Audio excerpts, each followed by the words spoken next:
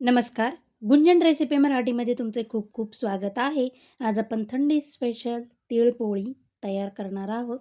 त्यासाठी मी इथे 1 वाटी गावरान पांढरे तीळ घेतलेले आहेत. हे गावरान पांढरे तिळाची तिळपोळी मस्त अशी चविष्ट किंवा रुचकर लागते.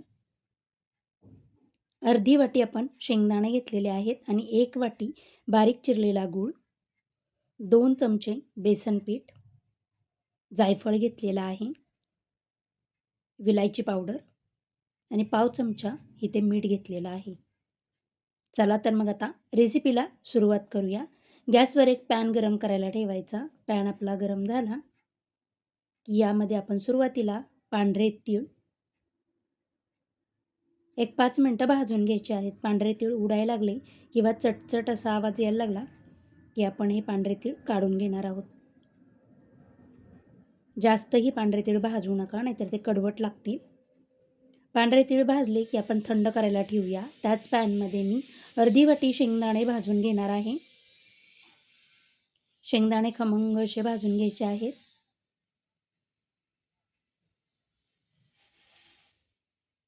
शेंगदाणे भाजून झालेले आहेत. आता आपण पॅनमध्ये 1 चमचा तूप घालून त्यामध्ये 2 चमचे बेसन पीठ छान असं लालसर किंवा खरपूस होईपर्यंत आपण हे भाजून घ्यायचं आहे.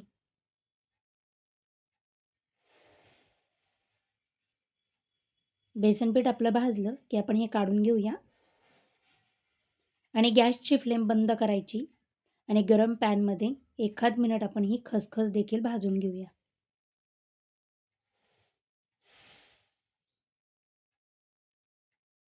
भाजलेले सर्व साहित्य आता आपण एकत्र करणार आहोत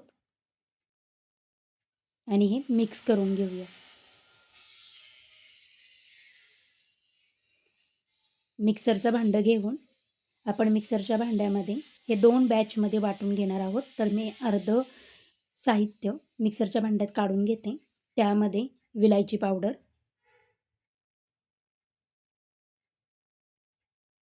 खसखस,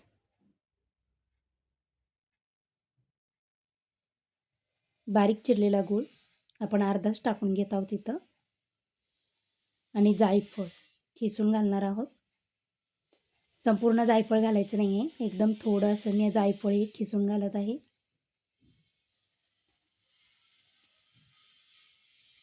आणि मिक्सरचं झाकण लावून आपण हे मिक्सरला फिरवून घेऊया. जास्तही बारीक वाटायचं नाही आहे, थोडं मी जाडसरच ठेवलेलं आहे. आपण पोळी लाटू इतपत असं हे जाडसर ठेवायचं आहे. आता हे आपलं मिश्रण तयार झालेलं आहे. आता हे एका डब्यात काढून घेऊया आणि आता आपण तीळ पोळीसाठी पीठ मळायला घेणार आहोत. त्यासाठी मी इथं 2 वाटी गव्हाचं पीठ घेतलेलं आहे. त्यामध्ये 2 चमचे मैदा. तिळपोळी करताना मैद्यामुळे पोळी आपली फुटत नाही. चवीनुसार मीठ टाकून आपण हे सर्व एकजीव करून घेऊया आणि थोडे थोडे पाणी टाकून आपण हे चपातीला जसं पीठ मळतो तसंच हे पीठ मळून घेणार आहोत. आपलं घट्ट असं पीठ मळून झालेलं आहे. आता एक 10 मिनटं मी हे पीठ झाकून ठेवणार आहे. 10 मिनटानंतर आपण तिळपोळी करायला घेऊया. 10 मिनटं झालेली आहे. पीठ छान असं भिजलं गेलेलं आहे. आता आपण त्यातलाच एक गोळा काढून घेऊया आणि सुक्या पिठात डिप करून आपण जसं पुरणपोळीला पुरण भरताना कणकेची छान अशी वाटी तयार करून घेतो, तशी मी वाटी तयार करून घेतलेली आहे. आणि ह्याच्यामध्ये आता आपण तिळाचं सारण भरून घेऊया.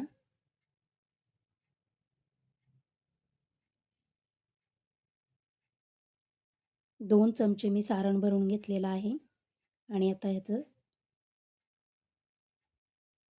मस्त असं तोंड बंद करून घ्यायचं. आतमध्ये हळूहळू सारण दाबून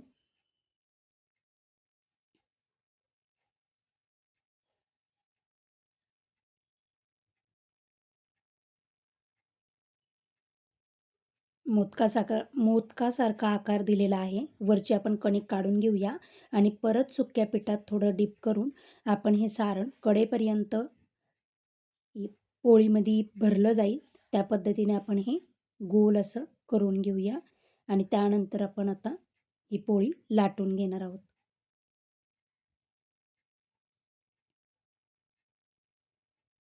तुम्हाला जर माझे व्हिडिओ आवडत असतील तर प्लीज लाईक, शेअर, सबस्क्राईब करा. आपली पोळी लाटून झालेली आहे. तुम्ही बघू शकता एकदम कडेपर्यंत आपलं हे तिळपोळीचं सारण भरलं गेलेलं आहे आणि तिळपोळी आपली देखील फुटलेली नाही आहे. आता आपण ह्याच्यावर पांढरे तीळ टाकून घेऊया आणि एकदम हलक्या लाटण्याने आपण हे तीळ पोळीमध्ये लावून घेणार आहोत. गॅसवर तवा गरम करायला ठेवलेला आहे.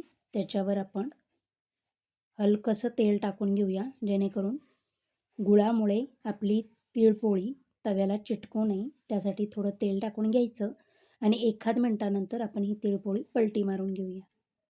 दोन्ही बाजूनी छान अशी खरपूस भाजली गेली. गॅसची फ्लेम मिडियम ठेवूनच आपण ही तिळपोळी भाजायची. मस्त अशी खमंग कुरकुरीत आपली ही तिळपोळी तयार होते. मी ह्याला साजूक तूप लावून घेतलेलं आहे. तुम्हाला तूप आवडत नसेल तुम्ही तेल लावलं तरीही चालेल. आपली थंडी स्पेशल तिळपोळी तयार झालेली आहे.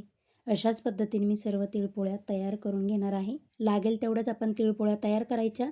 उरलेलं सारण आपण फ्रीजमध्ये ठेवून हवे तेव्हा आपल्याला ही तिळपोळी तयार करता येते.